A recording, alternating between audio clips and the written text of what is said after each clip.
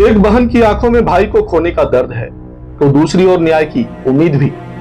ITBP में deputy commandant रहे आयुष दीपक की मौत और उनकी बहन के साथ कथित पुलिस दुर्व्यवहार के एक मामले ने एक बार फिर पुलिस की जवाबदेही, मानवाधिकार संरक्षण और न्याय व्यवस्था पर गंभीर सवाल खड़े कर दिए हैं। केंद्रीय अनुसूचित जाति आयोग की अनुशंसा के बाद मृतक अधिकारी की बहन रजनी भारती सोमवार को दिल्ली से भागलपुर पहुंची और एसएसपी प्रमोद कुमार से मिलकर कार्रवाई की मांग की।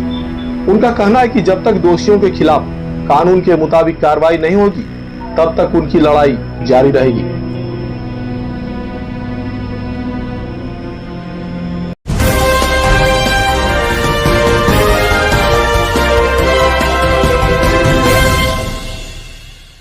मेरा नाम रजनी भारती है। मेरे पापा पुलिस में थे। कभी हमने पुलिस वालों का इस तरह का रवैया मैंने बचपन से पापा को देखा है।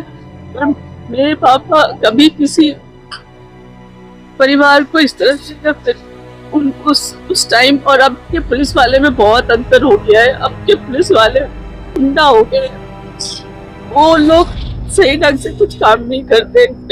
बेगुनाह लोगों को जेल भेजते हैं, बेगुनाह लोगों को सजा दिलवाते हैं। आप एसएसपी से मिलने के लिए आए हुए हैं, क्या मामला था अब तक का, क्या अपडेट है पूरे मामले में?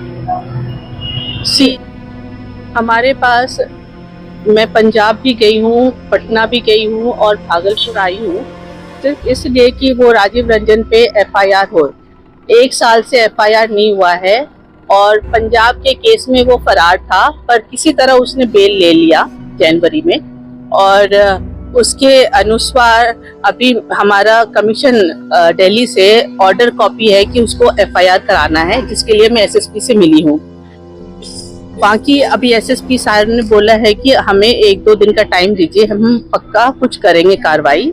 और इनकी तबीयत थोड़ा ठीक नहीं थी तो उन्होंने बोला कि इस पे जरूर कुछ कार्रवाई होएगा। हम लोग कोर्ट का ऑर्डर वेट कर रहे हैं। कोर्ट का एज इन कोर्ट में क्या हियरिंग, क्योंकि हमने कंप्लेन किया था लास्ट ईयर राजीव रंजन पे।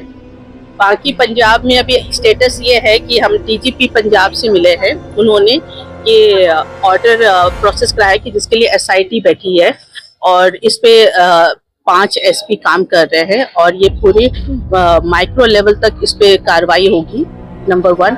और नंबर 2 ये है कि यहाँ पे कमीशन ऑर्डर जो प्रोसेस हुआ है कि बोल रहे 2 दिन में कर देंगे।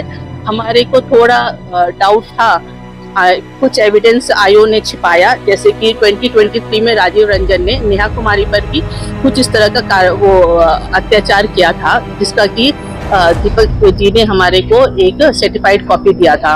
इसे वहाँ पे छुपा दिया गया, तो इसका एक क्राइम के कारण ये हम आयोग ने प्रेजेंट नहीं किया, तो जिसके कारण उसको बेल मिलने का चांसेस मुझे लग रहा है कि ये है। और दूसरी बात ये है कि मेरे ब्रदर का लेटर है, क्योंकि उन्होंने इंसिडेंट के पहले उन्होंने लिखा था ये वाला, ये भी उन्होंने सुसाइड के पहले का लिखा। हाँ, सुसाइड के पहले और दीदी के इंसिडेंट के बाद का है कि मैं कितना हताश हो गया हूँ, मेरे इस यूनिफॉर्म का क्या फायदा अगर मैं बहन की रक्षा नहीं कर पाया। तो ये 2-3 चीज उन्होंने छिपाया जिसके कारण उसको बेल मिला। और मैं अभी पंजाब दिल्ली में भी अपना गृह होम मिनिस्ट्री में जाके मिली हूँ और गृह मंत्री अमित शाह से भी मिलने वाली हूँ और पटना में डीजीपी से भी मिली हूँ। उन्होंने काफी स्ट्रिक्ट इंस्ट्रक्शन की कार्रवाई हो। बड़ा सवाल है कि अगर एक पुलिस अधिकारी के परिवार को न्याय पाने के लिए आयोग, अदालत और प्रशासन के दरवाजे खटखटाने पड़ रहे हैं तो आम नागरिकों की स्थिति क्या होगी? आईटीबीपी के डीजी सर ने भी बोला है कि हम इस चीज में आयुष के साथ है, उसको जस्टिस मिलेगा। हम यही चाहते हैं तो उस इंसान को और पूरे ललमटिया थाना वाले जो लोगों ने जिम्मेदार है मेरे ब्रदर के सुसाइड का, उनके सख्त से सख्त सजा हो। आपने आईजी से मुलाकात की है? कल जाके मिलना है उनसे, क्योंकि लास्ट टाइम जब भी जाती हूँ तो वो या तो मिलते नहीं है या फिर कहते हैं कि टाइम नहीं है। रजनी भारती की यह लड़ाई अब केवल उनके परिवार तक सीमित नहीं रह गई है।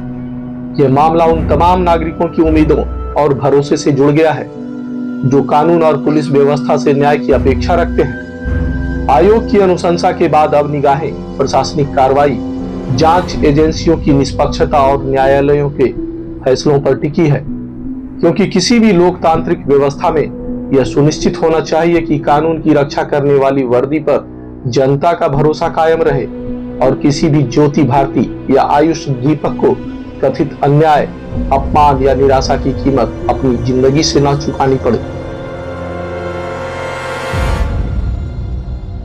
क्या कहना चाहेंगे? मैं उनसे मिलूंगी, पटना जब जाऊंगी तो मैं मिलूंगी और उनसे ये निवेदन करूंगी कि इस चीज पे वो कड़ी से कड़ी कार्रवाई करवाए, न्याय मिले, उसको सजाओ। पूरे पुलिस वाले पे एक कि वो किसी और ज्योति या किसी और आयुष का घर ना उजड़े। लेटेस्ट खबरों के लिए आप देखते रहिए खबरें आप तक live. Like, share and subscribe करना ना भूलें।